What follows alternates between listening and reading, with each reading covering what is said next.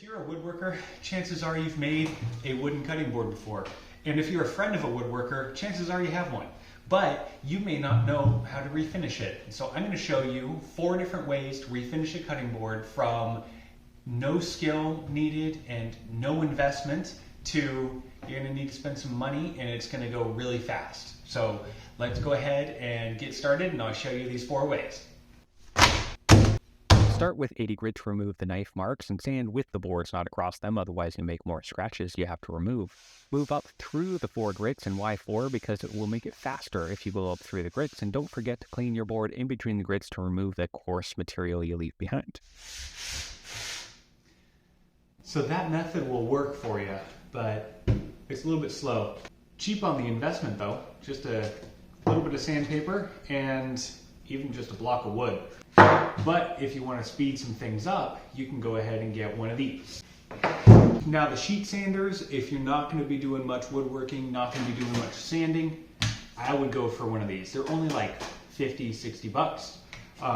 You can use that same sandpaper that you already bought and just cut it into quarters and put it in here. It will work perfectly fine. The random orbital sanders, you're going to run about twice as much as one of these bad boys, but what you get is more speed and efficiency.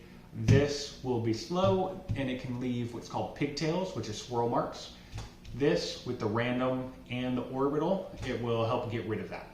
So this is better if you're planning on doing a little bit more woodworking in the future. Otherwise, just pick up one of these. Process is the same. Sand it all flat, move up through the grits. But for those of you that may have a hand plane lying around in the shop, I'll show you an even easier and faster way to get this done. So for the hand plane method, all you need is a super sharp plane. I'm going to go with a smoothing plane because it's the sharpest one that I have, and it's set up to take a very light cut. You don't have to take too much off. You don't really want to take too much off. So a little bit of smoothing and we'll have this knocked down. And slowly you'll see all those knife marks disappear out of the board. And I could keep going, but I want to give us an opportunity to take it to number 4. And this is probably not for the DIYer. This is more for the actual woodworker out there. I'm going to use a planer, or you could use a drum sander. Now, this is an edge grade cutting board. All of the pieces are going along this way. Totally fine to run this through the planer. If it was end grain, I would not. I would use a drum sander, which I don't have. So instead, I would stick to the hand plane and sand it. Sanding is by far the most approachable of our 4 methods. And by hand, this would take about 2 hours to do. Power sanding would cut that time down to probably under an hour. And hand planing is the most skill-intensive method, but that would only take about 10 minutes. Now, this is by far the fastest at under a minute, and it's also the easiest because the machine does all the work for you. The final step here applies to any of these methods. Now, this one, I'm actually going to do a quick round over to bring this edge profile back. That's not necessary. You don't have to do it. You could sand it back if you were hand sanding.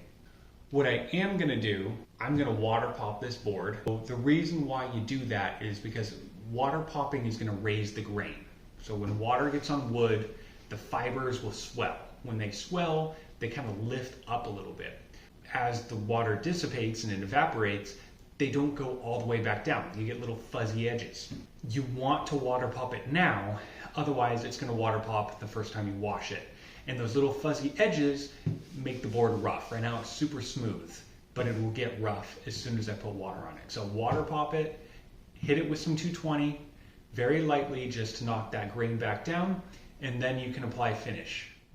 The first finishing step is to clean the board of any excess dust and apply a little mineral oil. You can find this in the health section of your grocery store. Just look for the digestive care section and you'll find it down on the bottom rack. Give the oil half an hour to soak in and then wipe away any excess. And with a base coat down, you can use the top coat.